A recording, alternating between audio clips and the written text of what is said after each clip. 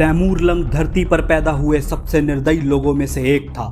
ना वो सिर्फ एक निर्दयी हत्यारा था, बल्कि उसने खुद को एक टाइटल दिया था, द सॉर्ड ऑफ इस्लाम, यानी इस्लाम की तलवार। और ऐसा क्यों था, इस बात का अंदाज़ा आप इस बात से लगा लीजिए कि अपने 35 साल के राज के दौरान उसने करीब 17 लाख लोगों को मौत की नींद सुला दिया था, जो कि उस समय की पूरी धरती की पॉपुलेशन का लगभग 5% थी। उसका सपना एक ऐसे साम्राज्य को खड़ा करने का था जो मंगोल्स के साम्राज्य को टक्कर दे सके। ये तो उसके कामों की बस एक छोटी सी झलक है, उसके बारे में हम और जानेंगे आज की इस वीडियो में। तो चलिए शुरू करते हैं आज की इस वीडियो को।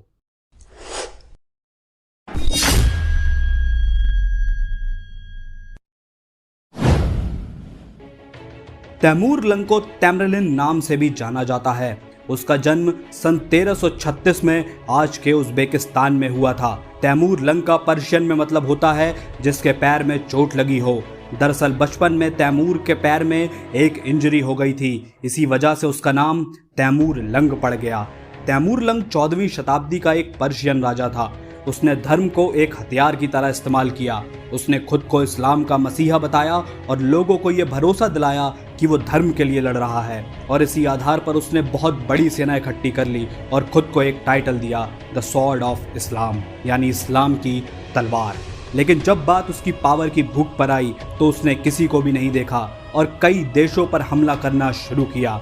उसकी बर्बरता का एक किस्सा ये भी सुनिए कि जब ईरान के एक शहर इस्फहान ने उसके खिलाफ रिवोल्ट किया तो उसने वहां के 2 लाख लोगों को मरवा दिया और उनके सिरों को काटकर ऊंचे ऊंचे ढेर बना दिए। और ये सिर इतने ज़्यादा थे कि पूरे शहर में इस तरह के 26 ढेर बनाए गए, जिसके हर ढेर में करीब 1500 सर थे। सन 1398 में जब Timur most of the Islamic nations को अटैक कर रहा था, तभी उसकी नज़र भारत पर पड़ती है।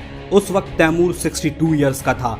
भारत में रिसोर्सेज और पैसे की कोई कमी नहीं थी और दिल्ली की गद्दी पर भी एक कमज़ोर सा सुल्तान नसरुद्दीन तुगलक बैठा था। इन इवेंट्स ने तैमूर के सामने भारत पर अटैक करने का एक खुला रास्ता छोड़ दिया था। उसने हर शहर पर इस तरह से हमला किया और उसको इस तरह से उजाड़ा कि लोगों को सरेंडर करने का भी मौका नहीं दिया।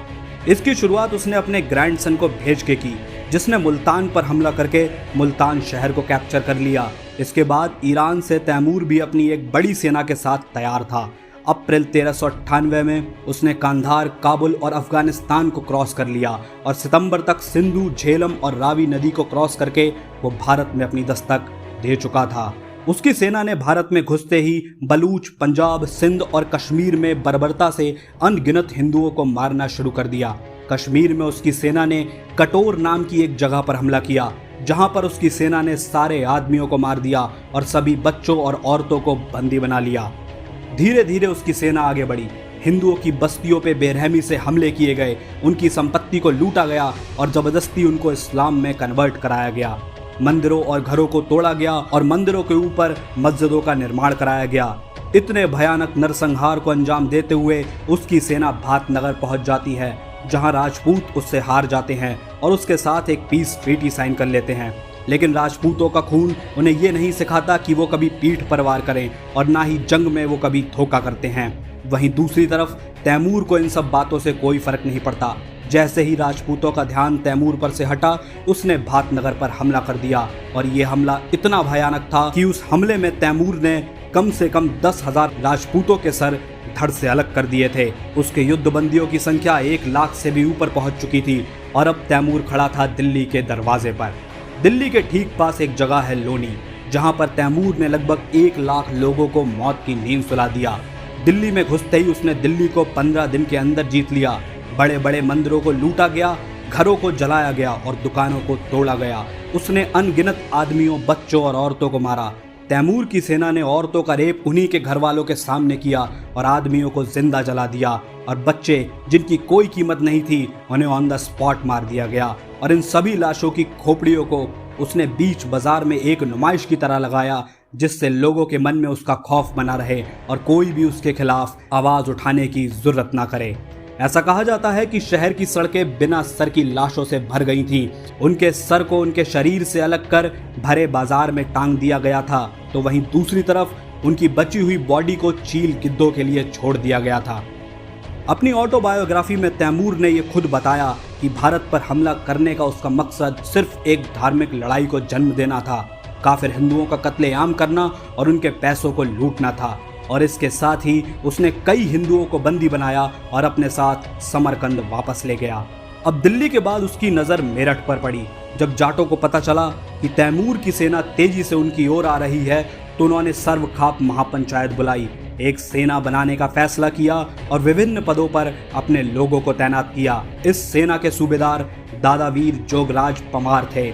40,000 महिलाएं हथियारों के साथ सेना में शामिल हुईं। इस सेना ने तैमूर को अत्यंत कड़ी टक्कर दी और उनके सेनापति ने हरिद्वार में तैमूर की छाती पर हमला किया। यह हमला इतना क्रूर था कि इसने तैमूर को समरकंद लौटने पर मजबूर कर दिया।